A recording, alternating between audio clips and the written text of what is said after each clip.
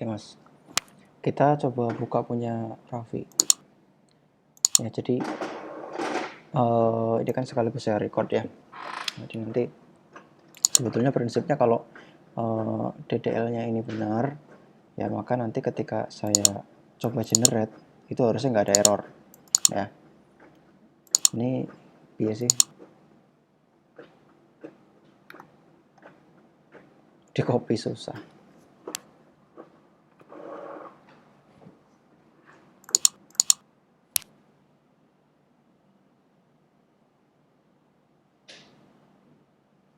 Kok lama sih?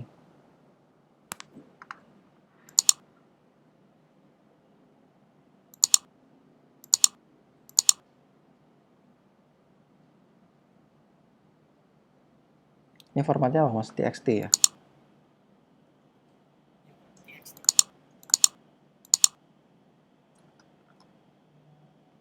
Oke.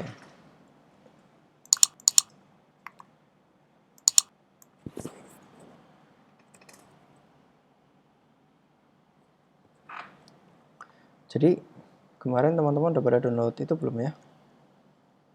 Kok hilang ya di sini? Navigate.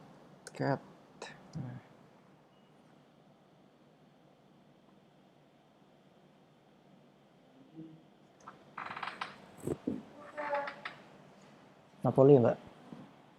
Ntar ya ada delivery dari tadi.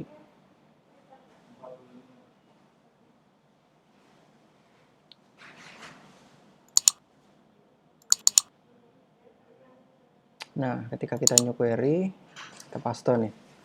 Berarti harusnya pertama itu, nah ini create database DB arsip ini udah benar. Tapi yang insert intinya kita buang dulu. Karena kita, jadi sebetulnya ini nggak ada ilmunya ya. Cuma kalau kita artikan, ya ini adalah proses dari dummy testing. Namanya dummy testing. Apa dummy testing itu? Jadi kita ngetes apakah si sintaks ini itu bener apa enggak ya, running atau enggak. Jadi kita harus tes dengan cara namanya dummy testing. Kan kalian sering ya dapat codingan untuk membuat database isinya kayak gini kan. Nah, kita coba, harusnya kalau sekali run bisa, berarti sukses. Database DB arsip, apakah udah ada DB arsip? Oke, berarti dia nggak bisa disatuin. Berarti kayak gini dulu. Nah, udah sukses. Baru kita pilih DB arsip di sini. Nah, ini nggak langsung refresh ya. Nggak langsung refresh. Harus di refresh. Karena apa? Karena crack-crackan. DB arsip. Nah, baru kita paste yang tabelnya. Tanpa yang create-nya tadi, nggak bisa jadi satu. Nah, kita coba ya. Ya, oke nih. Sukses semua. Ya, nggak ada masalah. Jadi seharusnya kalau kita buka di sini, ya udah jadi semua. Udah nggak ada masalah. Udah bener ya. Oke, nah sekarang kita coba kalau sudah benar, langkah yang kedua itu adalah mengecek strukturnya. Nah, dalam mengecek struktur itu tidak ada ilmu yang baku, ilmu yang pasti. Tapi ini memang murni hanya menggunakan logika kita aja. Ya, logika sederhana aja. Apakah itu secara logika benar atau enggak? Nah, cara masuk struktur kan gampang ya. Ini dari yang pertama sendiri, induk berarti yang karyawan. Kita dari yang karyawan, desainnya. Oke, nip pakai char 20. Oke, nama varchar 50. Oke, alamat varchar 100, JK enum. Nah, kalau enum biasanya di sini diisi nggak sih? Biasanya diisi ya di sini ya. Ini apa mas, jenis kelamin ya? Berarti ada oh ini udah ya. L sama P. Oke. Kok di sini nggak ada ya mas Raffi? Oh ini di bawah, sorry. Enum value-nya udah ada. L dengan P. Oke, ini nggak putus kan suaranya? Jelas? Oke. Foto BLOB, nomor HP itu juga pakai varchar 13. Unit kerja. Coba ya, saya sebenarnya pengen jelasin char sama varchar tapi kepanjangan nanti. Sebetulnya ini harusnya char aja sih. Ya, harusnya sih. Jadi varchar itu sebetulnya untuk yang gini, data yang ranknya agak jauh. Jadi bisa jadi dia cuma 1 digit, bisa jadi cuma 2, tapi bisa juga mungkin bisa 30 digit. Maka itu pakainya varchar. Tapi kalau yang paling cuma 12 dan 13 ranknya, ya deket gitu, itu lebih baik pakai char. Atau yang kayak misalnya name, npm gitu ya, nik, pasti itu kan, itu char. Nah ini sebenarnya nomor HP pakai char aja nggak apa-apa. Karena ranknya kan paling cuma di antara berapa sih nomor HP paling pendek 10 paling. 10. Ada nomor HP 9 nggak sih? Kayaknya nggak ada ya. Unit kerja. Nah ini unit kerja nanti mau diisi pakai nama ya mas ya. Misalnya bagian akademik kayak gitu ya, bukan BAK kayak gitu ya, nggak disingkat-singkat. Nah, berarti kan menyesuaikan kebutuhan. Kalau punya yang lain mungkin boleh tinggal disingkat-singkat aja, mungkin bisa pakai varchar 25 juga cukup. Kayak gitu. Ya, menyesuaikan. Yang kedua, yang dibikin apa nih? User. Ada references ke karyawan. Ya, oke. Kita coba lihat user. Username, password. Nah, ini user ini primary key-nya apa, Mas? Username ya? Username. Berarti username udah pasti nggak boleh sama gitu ya? Ya, it's okay lah. It's okay. Nggak apa-apa sih, cuma nggak tahu nanti ketika ngoding susah nggak ya. Biasanya itu ada ID user biasanya. Coba nanti ya, nggak apa-apa. Ini biarin aja, biar nanti ketemu sendiri. Jadi dengan ketemu sendiri kan jadi belajar. Tapi biasanya ada ID user. Dibutuhin ID user. Ya, ID user itu biasanya kan auto number lah kayak gitu, otomatis. Levelnya itu diisi apa mas?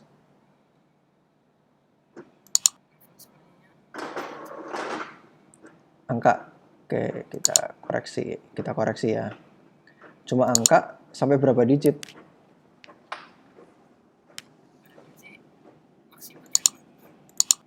Kalau maksimal 2 digit, ya udah kita isi 2 aja. Ya. Ya, kalau level sampai 11 berarti ada 1 miliar level lebih. Nggak mungkin juga kan. Yang ini jadi 2 aja. Berarti kan maksimal 99 ya kalau 2 digit. Kan juga nggak mungkin ya ada level segitu. Bahkan 1 pun masih masuk akal, make sense. Tuh. Oke, NIP char 20. Apakah yang di reference juga char 20? Ya. Jadi harus sama ya. Ini kan di tabel karyawan char 20 nih yang jadi primary. Sementara yang jadi foreign di user juga harus sama tipe datanya. Yaitu char 20. Nah.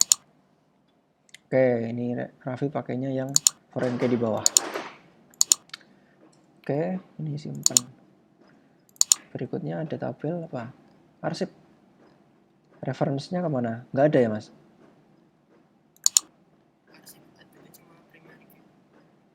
Nggak ada foreign. Jadi boleh sih dibikin arsip dulu sebelum user boleh, tapi karena user ini tidak membutuhkan arsip ya nggak apa-apa.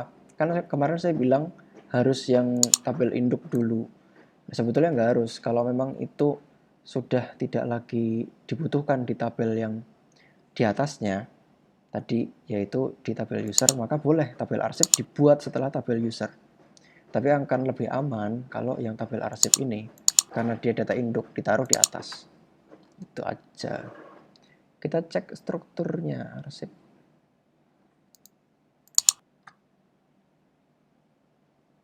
Klasifikasi, jenis, kurun waktu tuh mas, isinya mas.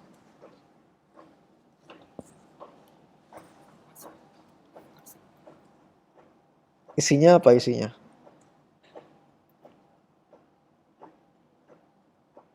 Misalnya 1 tahun atau gimana?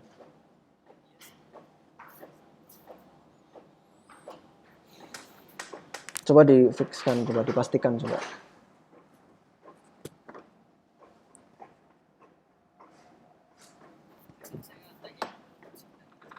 Ya, ini ambigu. Kurun waktu, maksudnya apa? Apakah tadi apa sekilas kamu jelasinnya?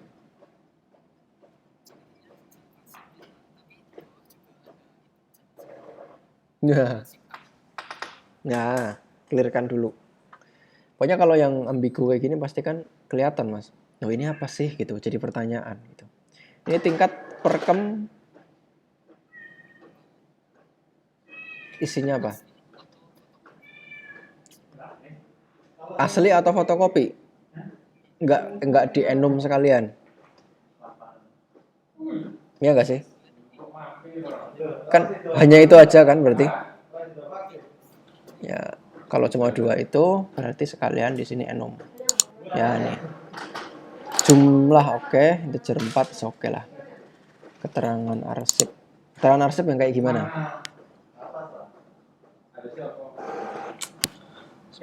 Jere rak yang Cilacap. Ngerti-ngerti mak cengul ini. Itu apa, Pak? Mobilan. Mobilan dhewe. Ngebis apa enggak bawa mobil dhewe? Buruk.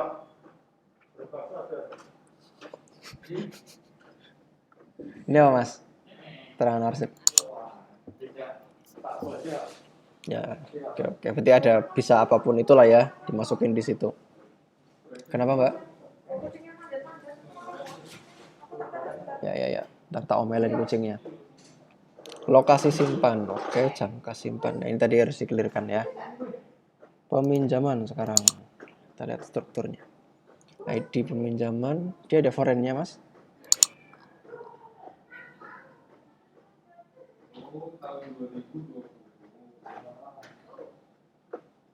Minjem ada 2, user sama arsip. Pinjaman, kode klasifikasi, username, oke, 2020. Iya, aku saya bisa. Tapi Rono kembaliannya ya, Mbak. Bentar ya, nuker Sarah. Udah malah. Kenapa tadi nggak jenengan ngasih receh aja? Tanggal, data. Oke lah ya, ini udah oke sih sebenarnya. Nah, testing selanjutnya adalah karena DDL-nya sudah, sekarang DML. Ya, DML itu, ini suara printernya keras banget nggak? Suara printernya keras banget nggak suara printer? Oh, nggak kedengeran ya, Bos. Oke, insert into. Jadi kita mau inputin 2 ya. Kita coba run. Ada error. Kenapa?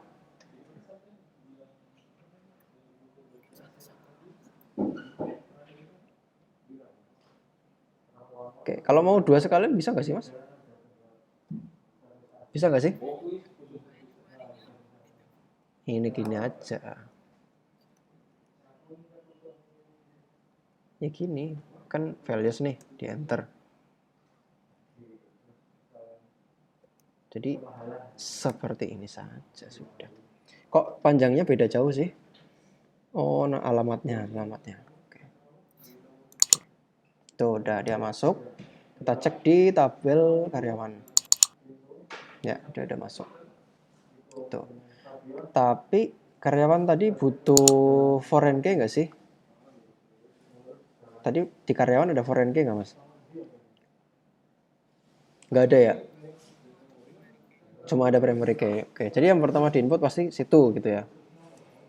Oke, di karyawan ada ini. Nah, sekarang kita coba user. Nah, di user ada foreign NIP. Nah, cara ngetesnya tuh gini. Jadi kalau NIP-nya sekarang yang ini ya.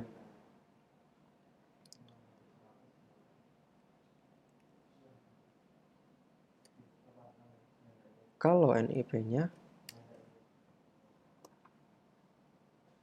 ini satu tak salahin kayak gini, harusnya apa yang terjadi? dia tidak bisa menambahkan field di child. Jadi dibilang tabel apa tadi ini ya?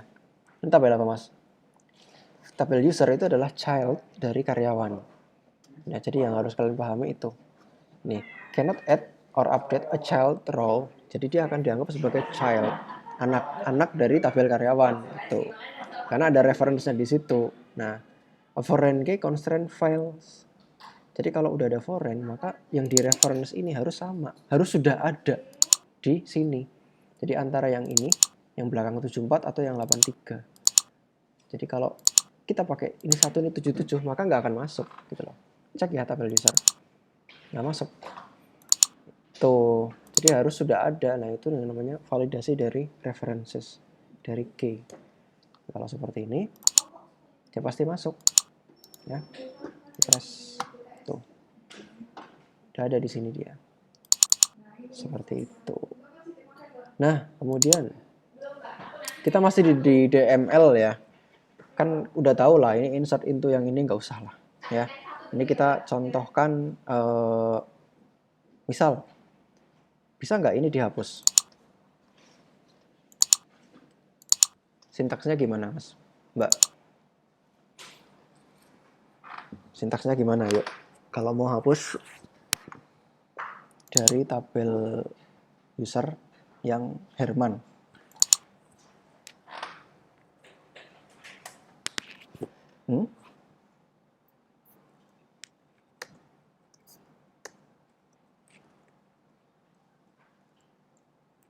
Terus, nah udah pinter nih. Username. Petik 1 atau petik 2? Petik 2 nih, yakin? Hah? 1 atau 2? Ya wes, kita coba dari petik 1. Oh, dikirain sama aja ya. Kita coba ya. Udah ya kayak gini ya. Hapus dari tabel user yang username-nya Herman. Itu kalau ditranslate. Bisa nggak?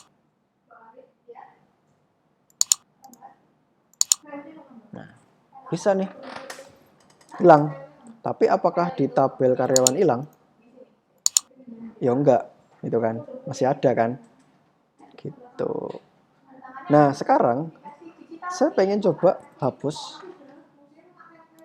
Nah, yang di sini masih dipakai kan Nafalah nih.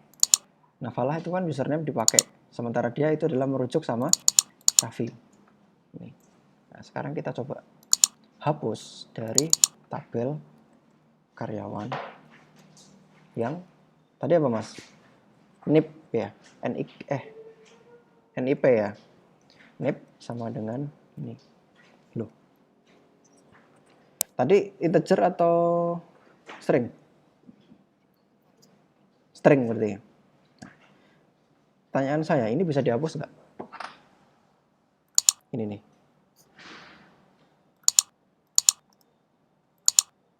Bisa dihapus nggak? Kenapa nggak bisa? Nah, kita oh. Cannot delete or update parent. Jadi dia kan parent. Tabel ini parent nih. Ini child. Parent tidak bisa dihapus kecuali pada saat awal inisiasi. Ya, pada saat awal inisiasi yaitu di sini. Di tabel apa, Mas? Yang jadi child-nya apa? Ini ya. Kecuali di sini itu dari awal saat inisiasi create itu kita kasih tambahan on cascade apa nih, delete atau update. Kalau misalnya 2 ya on cascade update gitu, baru nanti bisa dihapus gitu loh. Kalau enggak ya dia pasti akan ngunci, nggak boleh. Artinya on cascade apa? Artinya kalau nanti dia dihapus si Nafalah tadi ini ya, maka semua childnya akan ikut hilang kayak gitu mas. Nah sekarang kita coba inisiasi, kita coba pakai alter ya, ini masih DML juga ya, kita coba pakai alter. alter. Oke, karena saya juga nggak mungkin ingat juga semuanya. Oke, MySQL alter cascade delete.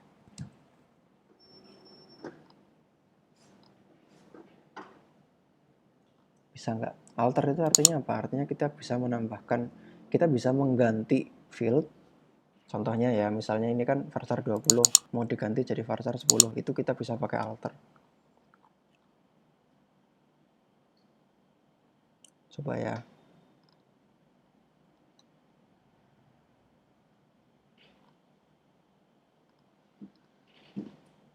Nah ini. Kita coba pakai ini. Alter table.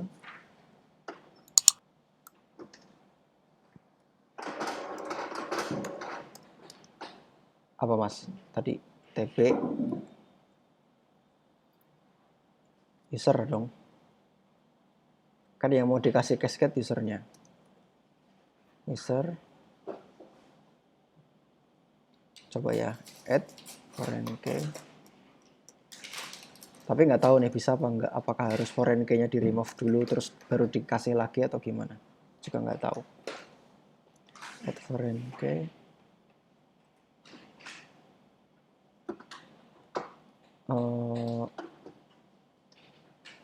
Oke. References. Tabel karyawan. Terus dalam kurung menit juga ya mas ya. On cascade delete. Kita coba. Ada error. Oke, kenapa error? Berarti harusnya kita drop dulu foreign key-nya. Nih.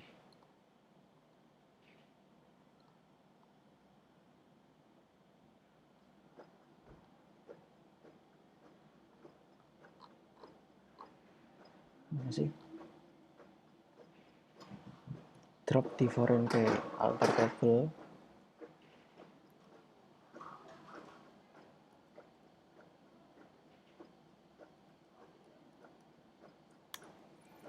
Tabel user drop foreign. Oke. Ini apa sih kok kayak gini ya? FK kayak gitu ya? NIP gitu gimana? Coba.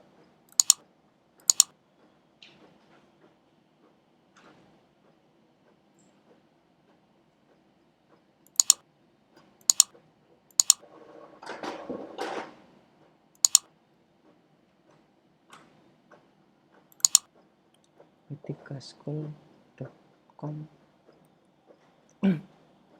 drop foreign key.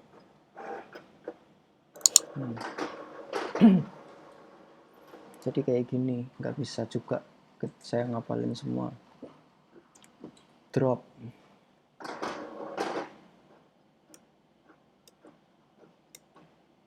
Nah ini.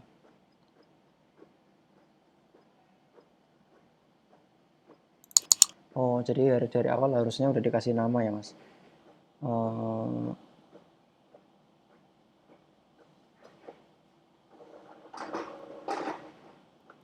Jadi dari awal pas inisiasi ada namanya nggak sih mas? Nggak ada ya. Kayak gini nih pakai constraint ya, kayak gini ada constraint nama foreign key-nya. Nah baru nanti bisa di drop gitu sih. Oke, berarti kayak gini aja. Paling simpel adalah kita hapus dulu. Gimana cara hapus tabel? Drop. Kita coba bisa nggak? Apa mas? Tabel user. So, krate.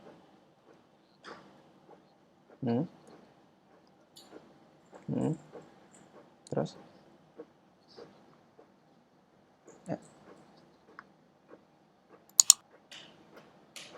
Harus ini mas. Apa sih ini? Saya baru tahu ada Socrates.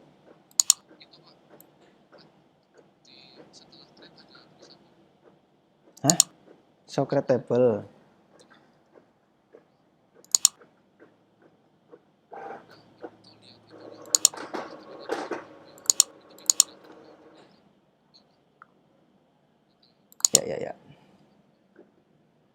Ya. Ya.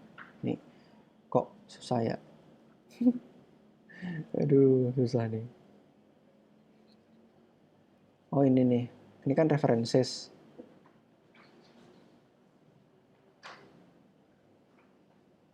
Oh ini mas. Oke deh. Thank you. Ketemu deh. Coba ya. Drop apa tadi? Nah, itu. Jadi dia tergenerate otomatis ya mas ya kalau ini ya. Kalau kita nggak menentukan dari awal gitu ya. Oke, berarti udah nih. Tuh.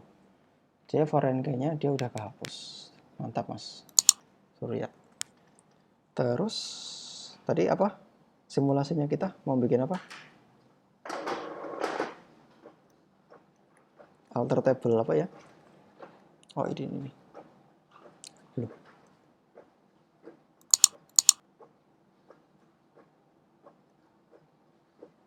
Ini ya tadi ya.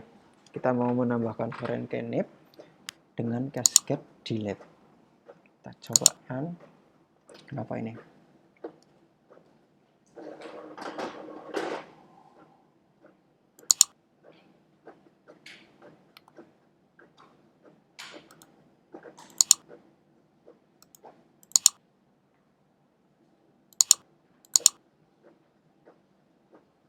Udah kan ini ya bukan foreign lagi ya, nggak ada kan.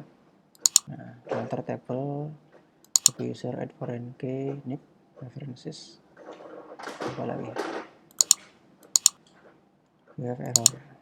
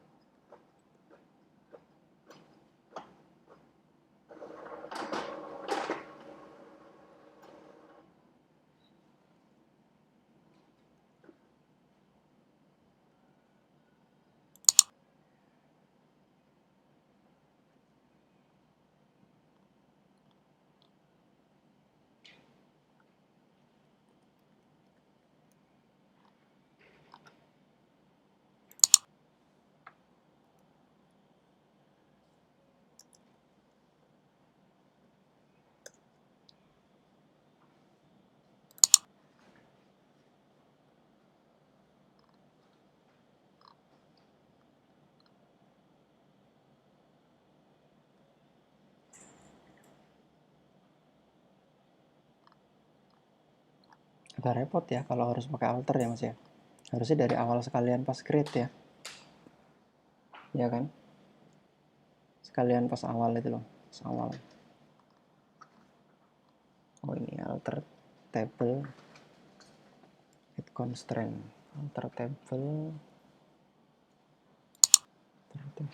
user add constraint.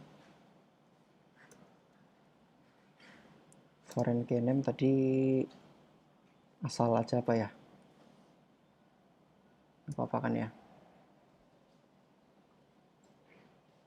Foreign. Oke. Apa ini?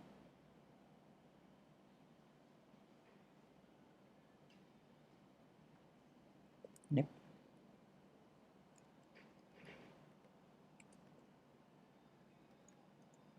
References. TB karyawan. Kok gede? Terus kurang nip juga on delete cascade. Coba ya, oke ya. Jadi kita tetap harus menggunakan the power of Google gitu. Nah kemudian tadi kan saya hapus ini ya. Nah sekarang kita coba bisa nggak delete from TP karyawan. Lah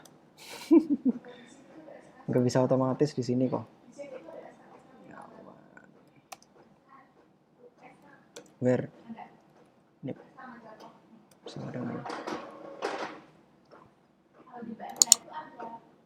saya hilang nggak? Otomatis harusnya yang di sini mana sih? Tapi bisa hilang gitu loh. Ngerti nggak? Jadi kalau dikunci tanpa ada cascade, maka si parent itu nggak akan bisa sembarangan menghapus data kalau dia punya child, kalau dia punya anak gitu ya. Maka solusinya supaya bisa dihapus atau diupdate tadi itu, maka dia harus buat on cascade. Atau bisa juga misal nih, ini Hermawan Sandi, dia punya child banyak, maka dia itu nggak bisa ngedit primary key-nya, nggak bisa. Karena apa? Karena tidak ada pakai on cascade update, jadi harus dipakai on cascade update. Nah itu tadi saya ngajarkan sedikit tentang DDL dan DML yang nanti practically itu akan terus-terusan dipakai. Jadi kalian mau pakai database apapun yang namanya query DDL dan DML itu akan jadi sahabat kalian. Kalian mau ngoding pakai PHP, mau ngoding pakai Android sekalipun, Java, semuanya akan ketemunya dengan yang kayak tadi ya. Ada DDL dan DML. Nah mungkin ini ya sedikit studi kasus dari punya Mas Raffi. Nah ada yang mau ditanyain atau diskusiin nggak Mas? Saya stop dulu.